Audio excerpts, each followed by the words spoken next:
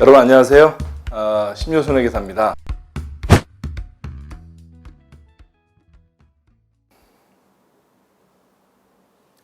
여러분 안녕하세요. 심효순의 계사입니다. 여러분과 함께 명문회계원리 공부를 같이 진행하고 있습니다. 두 번째 강의입니다. 첫 번째 강의를 어떻게 들으셨는지 모르겠는데 이러한 속도와 이러한 내용으로 진행해 보도록 하겠습니다. 첫 번째 시간에 뭐 배웠나요? 기억은 나시죠? 자, 회계의 정의, 그 다음에 회계정보 이용자, 그 다음에 회계가 최종 산출물로 하는 재무제표라는 건 어떤 것들이 있는지를 봤고요. 그 중에 가장 기본이 되고 많이 사용되는 재무상태표와 손익계산서를 설명을 했고 그 중에 재무상태표를 공부했습니다. 사실은 이 책을 쭉 놓고 보면 전체적인 공부가 끝나야 재무상태표와 손익계산서를 만들 수 있는 건데 무엇을 하는지를 미리 크게 보여드리기 위해서 한번 보고 가려고 시작하는 그런 중이었어요. 자, 다시 조금만 그냥 볼까요? 재무제표에는 크게 네 가지가 있으나 재무상태표와 손익계산서가 있다. 특정 시점의 재무상태를 보여주는 게 재무상태표, 특정 기간의 경영성과를 보여주는 게 손익계산서였고요. 재무상태표는 자산, 부채, 자본을 보여줘요. 왼쪽에 자산, 내 돈, 내 거, 내 재산 보여주고요. 오른쪽에 빚, 누구로부터 꾼 거, 갚아야 될 부채 보여주고요. 그 다음에 자본을 보여줍니다. 결과적으로는 자산은 부채와 자본의 합과 금액이 같아서 양쪽 금액이 같고 T자로 보여주더라는 거고 문제도 벌써 두 개 하나 풀었어요. 실은 제가 여러분에게 여러분 자신의 재무제표 중에 재무상태표 오늘 걸 그려보라고도 말씀을 드렸어요. 뭐 그려보셨는지 모르겠는데 자 이제 손익계산서를 공부해 보겠습니다. 재무제표의 가장 대표적인 재무제표 중에 하나인 손익계산서를 봐요. 손익계산서라고 불립니다. Statement of Earnings라고 불러요. 물론 Statement of Income이라고 하는 표현도 씁니다. 근데 저는 Earnings가 더 저한테는 제가 판단하기에는 좋을 것 같아서 저거를 이제 일관되게 쓰는데 사실은 영문 표현 중에 국문 표현은 굉장히 표준화되어 있는데 영문 표현은 약간 여러 가지가 쓰이기도 합니다. 그거는 뭐 특징인 것 같아요. 우리나라는 약간 법규처럼 용어를 확정하는 걸 좀 좋아하고 서구에서는 좀 다양한 선택 가능성을 열어주는 경향이 있는 것 같습니다. 어쨌든 손익계산서예요. 과거에 쓰던 다른 이름들이 있습니다. 인컴 스테이트먼트도 손익계산서입니다. 한글 표현은 같아요. Profit and Loss Statement도 손익계산서예요. 약자를 써요. IS라는 표현도 쓰고요. PL이라는 표현도 쓰고 P&L이라는 표현도 쓰고 뭐 다 맞는데 저는 아까 재무상태표를 BS라고 표현하듯이 손익계산서를 IS라고 표현할게요. 이건 제가 쓰기 편해서 하는 거예요. Statement of Earnings 이걸 어떻게 약자를 못 만들겠더라고요. 그래서 그냥 과거 표현인 인컴 스테이트먼트를 끌고 와서 IS 그리고 과거 표현인 밸런스 시트를 끌고 와서 BS 이렇게 썼습니다. 양해해 주세요. 자, 어쨌든 재무 상태표가 재산 상태를 보여줄 때 큰 그룹으로 봤을 때 내 거 에셋 자산, 남의 거 라이빌리티 부채, 그다음에 순수한 내 거를 에쿼티 자본이라고 했던 것처럼 손익계산서에서 경영 성과를 보여주는 것도 그룹핑을 하더라는 거예요. 어떻게? 번 돈과 쓴 돈. 간단해요. 번 돈 수익, 쓴 돈 비용. 그런 거죠. 아니 손익을 보여준다는 게 너 얼마 벌었어? 100만 원이요. 오 많이 벌었네. 그럼 100만 원 남은 거야? 아니 남은 건 아니에요. 왜? 제가 좀 재료비 같은 게 들었어요. 얼마? 비용 70만 원이요. 그럼 30만 원 벌었네. 그런 얘기예요. 자 수익은 revenue라고 합니다. 비용은 expense라고 해요. 영어 표현이 그렇다는 거예요. 수익 정의를 읽어볼까요? 기업이 경영활동을 수행하는 과정에서 벌어들인 돈. 좀 싱겁네요. 네. 비용은 기업이 수익을 창출하는 과정에서 소비하거나 지출하는 원가. 뭐 좀 싱거워요. 어쨌든 알겠네. 수익과 비용. revenue, expense. 기억할 수 있겠죠. 그러면 이것도 뭐 산수를 한번 하면 수익에서 비용을 빼면 뭐가 되겠어요? 이익이 되죠. profit이라고 합니다. 우리는 손익계산서에서 뭘 보고 싶은 거예요? 사실은 이거 보고 싶은 거죠. 얼마 벌었는지 얼마 썼는지도 중요하지만 그래서 진짜 얼마 벌었는데 이 profit입니다. 이것도 조금 공식을 바꿨어요. 뭐 하려고 그러는 것 같아요? 자, 이건 좀 이제 비용을 왼쪽으로 놓고 프로핏을 왼쪽으로 놓고 오른쪽에 레비뉴를 넣었어요. 어려워요? 이게 등호를 넘어가면 부호가 바뀌고 뭐 이런 건 아시죠? 저 중학교 수학이라고 그랬잖아요. 비용 더하기 이익은 수익과 같다. 이 등식이 같은 건 제가 그냥 설명을 안 해도 되는 거고, 굳이 왜 이렇게 바꿨을까요? 약간 감이 오죠? 손익계산서도 재무상태표랑 똑같이 T자로 만들더라 이거예요. 그래서 왼쪽에 비용과 이익, 오른쪽에 수익을 적도록 되어 있습니다. 누가? 오래전부터. 이걸 손익계산서 등식이라는 표현도 써요. Equation of Statement of Earnings. 등식이에요, 하나에. 이건 그냥 받아들이는 거예요. 재무상태표가 왼쪽에 자산, 오른쪽에 부채자본. 손익계산서가 오른쪽에 수익, 왼쪽에 비용과 이익. 누가? 몰라요. 뭐 우리나라 교과서를 보면 회계의 현대식 회계, 이건 복식부기의 기초를 송도 상인들이 했었다고 주장을 하고요. 서양의 문헌을 보면 뭐 로마 상인들이 시작을 했다고 그래요. 아마 우리는 잘 모르는 회계학이라는 게 예전부터 있었을 거 아니에요. 생각해 보면 얼마 벌었는지 궁금하고 누구에게 얼마 꿔줬는지 적고 하는 것들의 행위는 항상 있었을 거 아니에요. 상업 행위가 있으면서 그때 누군가가 뭐 서양 사람이든 동양 사람이든 누군가가 옛날 사람이 이런 걸 막 적었을 거 아니에요. 야, 쟤한테 얼마 꿔줬고 쟤한테 얼마 받아야 되고. 그게 왼쪽 오른쪽이 정해진 거예요. 사실은 서양 책에 보면 재무상태표에 여기 자산이 적히는 게 뭐냐면 이렇게 표현해요. 원래 이걸 누가 먼저 했었냐 이런 것들을 그 고리대금업자들, 돈 꿔주는 애들이 장부를 적었다는 거예요. 돈 꿔주고 까먹으니까. 돈을 꿔줬어. 그럼 받을 돈이야. 그럼 뭐예요? 자산이죠. 근데 그걸 왼쪽에 적은 이유는 걔는 왼손잡이가 많잖아요. 돈 꿔주고 왼손으로 적은 거예요. 심요순한테 100만 원 꿔줬음. 그래서 여기에 왼쪽에 자산을 적고 그러다 보니까 오른쪽에 부채를 적었다는데 뭐 그게 맞는 말인지 뭐 검증하기는 어려운 것 같고요. 자, 어쨌든 왼쪽에 비용, 이익, 오른쪽에 수익을 적게 되어 있습니다. 자, 다시 한번 그냥 표현만 써요. 그래서 왼쪽을 뭐라고 부른다고? 차변, 데빗, 오른쪽을 크레딧, 대변이라고 불러요.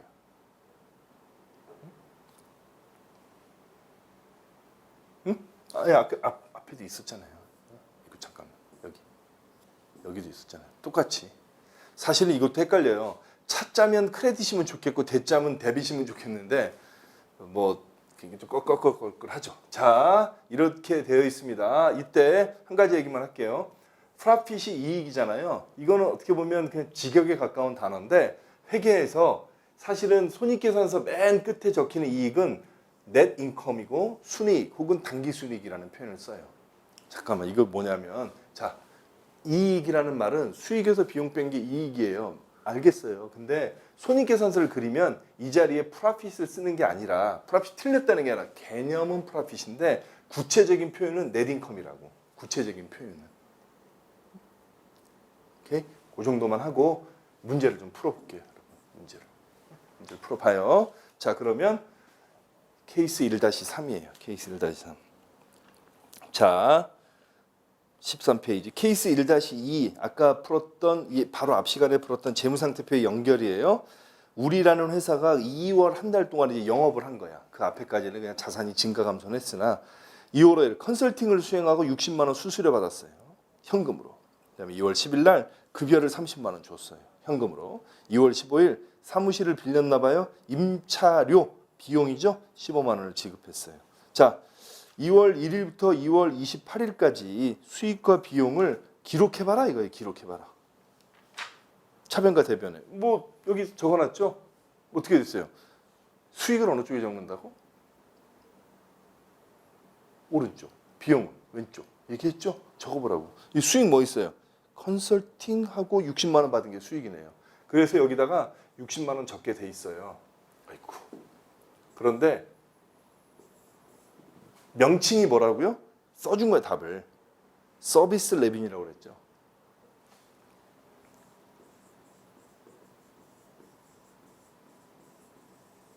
서비스 레빈이 60만 원 적어주는 거예요. 오케이? 됐죠? 수익. 응? 그러면 왼쪽에는 비용을 적어야 돼요. 비용이 뭐가 있어요? 급여 준 거하고 임차료 준 게 있어요. 급여, 셀러리, 익스펜스. 자, 이제 점점 제가 이걸 줄여 쓰긴 할 겁니다. 이걸 다 쓰면 너무 힘들어요. 그리고 지저분해지고 30만 원 줬어요. 그 다음에 임차료가 나갔었죠. 렌탈 익스펜스. 얼마에 들었을까요? 15만 원 들었어요. 그러면 수익은 얼마? 60만 원. 비용은 얼마? 45만 원. 그럼 이익이 얼마예요? 60만 원 벌고 45만 원 썼으니까 15만 원 아니에요? 그죠? 자, 그래서 15만 원. 그게 뭐라고요? 이익. 직역하면 profit. 근데 회계에서 쓰는 공식 명칭은 net income. 단기 순이익 혹은 순이익이라고 그랬잖아요. net income을 적었습니다. 15만 원. 그러다 보니까 결과적으로 왼쪽과 오른쪽이 같아요. 놀랍네? 아니지. 그렇게 만들어진 거잖아요. 손익계산서가. 이게 뭐라고요? 손익계산서 등식이라는 말도 썼잖아요. 굳이. Equation of Statement of Earnings 이렇게. 재무상태표도 그렇고 손익계산서도 그렇고 양쪽이 같아야 돼요. 이게 틀리면 에러예요. 자, 보여졌죠? 여기 빈칸 하나만 있네. X 2년 2월 1일부터 X 2년 2월 28일까지 기간이 주어집니다. 왜? 손익계산서는 일정 기간이니까. 재무상태표는 일정 시점이고. 끝. 보여드리는 거예요. 여러분 이거 또 유도 한번 해보세요. 유 또. 작년 1년 같은 걸 해보든가 아니면 이번 달 해보든가. 수익은 학생이시면 부모님 용돈하고 그 다음에 알바비 이런 거겠네요. 직장 다니시면 이제 수익이 있고. 비용은 무수히 많겠죠. 흑자이신가요? 그러니까 넷인컴이신가요? 플러스예요? 마이너스일 수는 없죠. 누가 어디서 돈을 꿔야 되는데 돈이 없으면 못 쓰니까. 자, 한번 해보세요. 자, 이제 좀 급하게 짧게지만 재무상태표와 손익계산서를 한번 봤어요. 자, 그런데 요걸 한번 보죠. 재무상태표와 손익계산서를 한꺼번에 놓고 보면 결국 기업이라는 데가 개인도 그렇지만 경제활동을 하잖아요. 그러면 어떻게 돼요? 아까 재무상태표는 날짜가 틀려지니까 경제활동을 하면서 재무상태표가 틀려지는 걸 봤죠. 근데 이런 활동, 그러니까 서비스를 주고 돈을 받고 이런 걸 하면 계속 변한단 말이에요. 그래서 재무제표를 어떻게 볼 수 있냐면 어느 시점에 재무상태표가 있어요. 자산에서 부채를 뺀 자본이 똑같다는 거에서. 그리고 손익계산서 활동을 해요. 수익, 비용, 이익을 얻기 위한. 그러면 재무상태표가 변해요. 그래서 재무상태표가 재무상태표 사이사이에 손익계산서가 들어가서 재무상태가 변하는 과정을 보여주는 이 일련의 흐름, 이 플로우를 보여주는 게 회계라는 얘기를 하고 싶었던 거예요. 그러니까 지금 이 문제만 봐도, 그러니까 오늘, 이게 예를 들어서 오늘이에요. 이게 1년 뒤야. 1년 뒤. 그러면 이건 뭐예요? 1년간이죠. 글씨가 너무 지저분해서 다시 한번 써보겠습니다. 이게 무슨 얘기냐면 오늘의 재무상태표를 그려요. 그럼 이거는 미래 어느 시점이에요? 그럼 극단적으로 표현을 해볼까요? 이게 10년이라는 기간이 흐르면 이거는 10년 뒤가 되겠죠. 이런 관계를 좀 이해하자는 거예요. 관계를. 그러니까 오늘의 재무상태가 있고 특정 기간 동안에 무언가를 하고 그 10년 뒤에 이렇게 되고, 사실은 이걸 굳이 10년, 회계면 1년이라고 써도 되는데 썼던 이유는 뭐냐면 여러분에게 제가 무슨 인생의 교훈을 주는 걸 가르치는 선생이라기보다는 회계학이라는 대단히 프랙티컬한 과목을 가르치는 선생이지만 한번 이런 거 해보면 어떨까? 저는 그냥 온라인 강의지만 말씀드리는 게, 여러분의 오늘 재무제표를 한번 그려보세요. 재무상태표를. 여러분이 학생일 수도 있고 직장인일 수도 있고 아니면 나이가 좀 있으신 부양가족이 있는 가장일 수도 있고 한데, 그 다음에 10년도 좋고 20년도 좋고 어느 시점 여러분이 목표로 삼고 싶은 한 10년 혹은 예를 들어서 40살 혹은 50살 혹은 60살의 어떤 타겟을 정해놓고 그 기간이 10년이 될 수도 있고 5년이 될 수도 있고 20년이 될 수도 있겠죠. 한번 해보세요. 나는 지금 1억이 있는 사람인데 50살에는 100억의 재산가가 되고 싶다. 그러면 그 사이에 얼마를 벌어야 돼요? 99억 벌어야 되잖아요. 근데 이거를 구체적으로 한번 표를 그려보세요. 오늘 있는 거 쫙 나열하고 100억은 뭉뚱그려서 부동산 30억, 예금 20억, 주식 10억 이렇게 쭉 적어놓고 내가 뭘 해서 벌 수 있을까요? 굉장히 뭐라고 그럴까, 형이하학적인 짓일 수도 있지만 글쎄요, 저도 완벽하게 실천하고 있는 사람은 아닌데 어디서 미국의 카네기 멜론 대학인가 거기서 조사한 것도 있더라고요.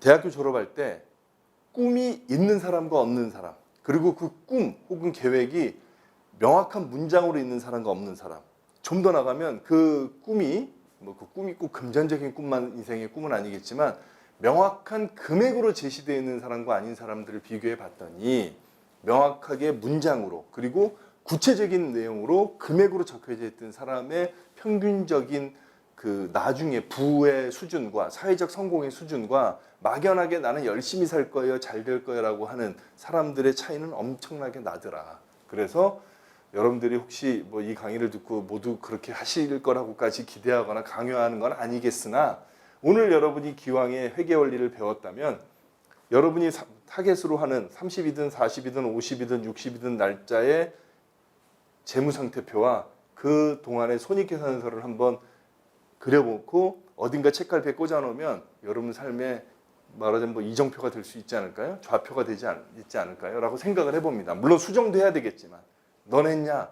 아니요. 저도 이런 강의를 들었는지는 기억은 안 나는데 오히려 지금 이 나이에 이런 생각을 좀 하면서 사는데요.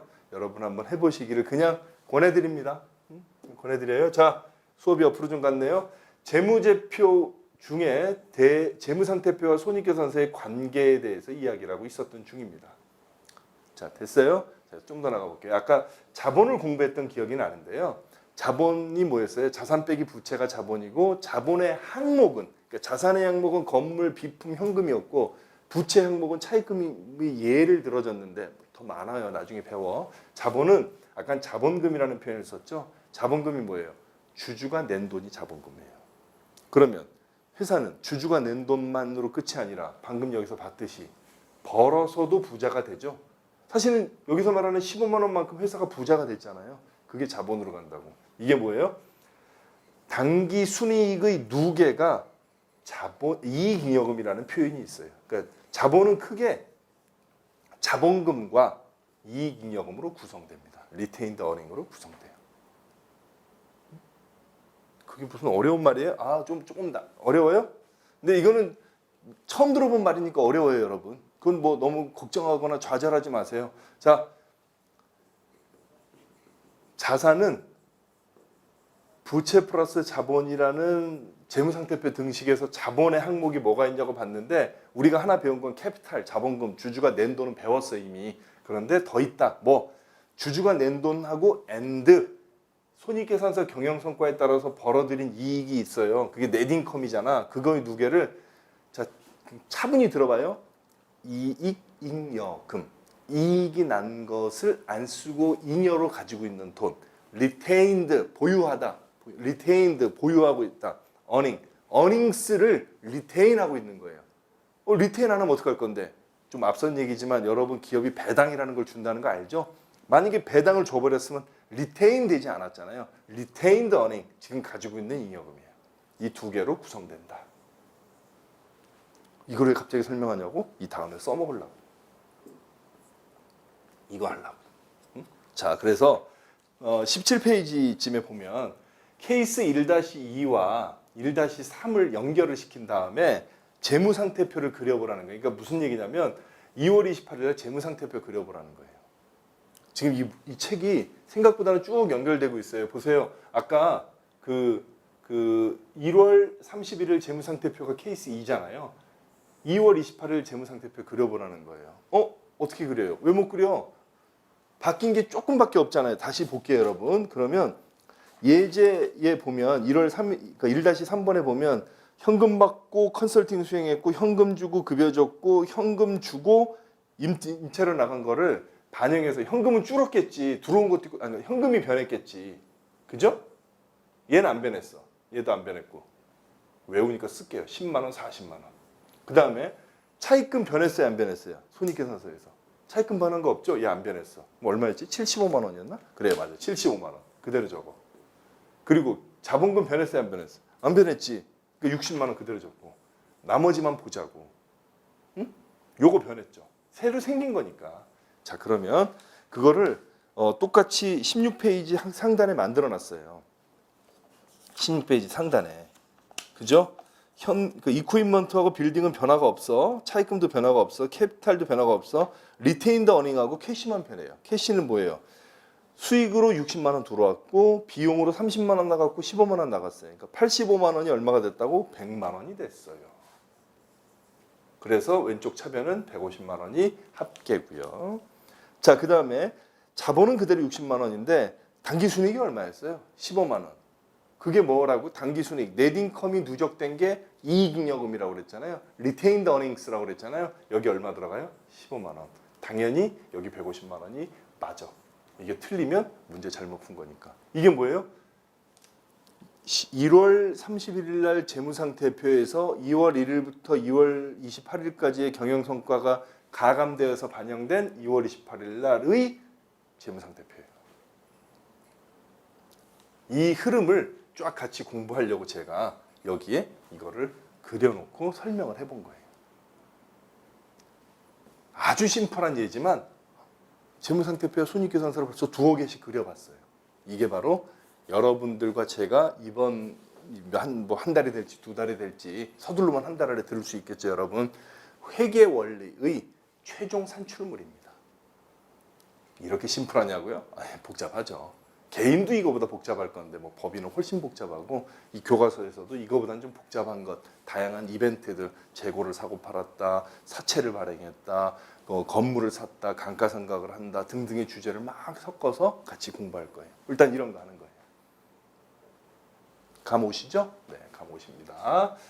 그 다음에 이제 작은 주제 하나를 해보죠. 회계기간이라는 건데, 자, 지금 계속 여러분들과 제가 재무상태표와 손익계산서를 그리는 얘기를 하다 보니까 자꾸 시간의 이야기가 나오죠. 그죠?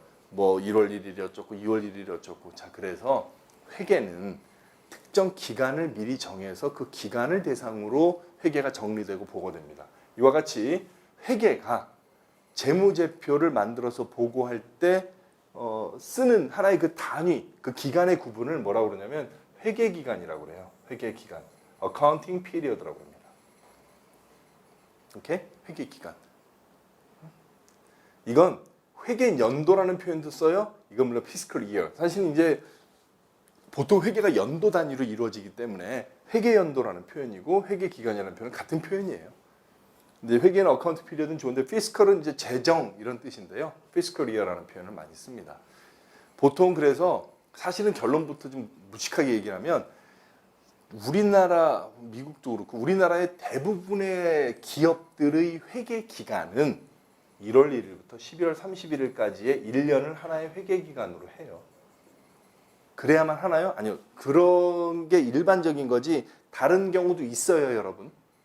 근데 보통은 1월 1일부터 12월 31일을 하나의 회계 기간으로 하더라. 이걸 뭐라고 부른다고? 이 기간을 회계 기간이라고 불러요. 혹은 피스컬 이어라고도 불러요. 회계 연도라고. 오케이? 그건 용어예요. 자, 그럼 또 용어를 해볼게요. 그러한 하나의 회계 기간을 놓고 봤을 때 첫날과 마지막 날이 있잖아요. 첫날을 기초라고 그러고 마지막 날을 기말이라고 그래요. 기초를 영어로 굳이 써봤어요. beginning이라고. 기말은 ending이라고 그래요. 그리고 회사는 쭉 영업을 하잖아요. 그러니까 회계 기간을 놓고 봤을 때 요번 기, 지금을 단기라고 그래요. current period. 그러면 이 전도 있고 이 후도 있잖아요. 이 전을 뭐라고 그러냐면 전기라고 그래요. prior period. 그럼 다음은 차기라고 그래요. next period라고 그래요. 지금은 뭔 별 중요하다는 얘기를 하는 거는 쉽긴 하지만 여러분 조금 공부를 하면 이런 표현들 많이 써요. 삼성전자라고 제가 아까부터 그냥 만만하니까 예를 들면 삼성전자의 전기 당기순이익은요. 뭐예요? 올해를 놓고 봤을 때 작년도 당기순이익은 삼성전자의 차기 매출액의 예상은 얼마입니다. 차기 내년도 얘기하는 거예요. 회사는 단기 중에 거대한 이익을 실현했습니다. 단기, 올해, 지금. 그럼 올해라고 하지 왜 올해, 내년, 작년 이런 뭐 우리의 표현이 있잖아요. 근데 왜 전기, 단기, 차기라고 하느냐?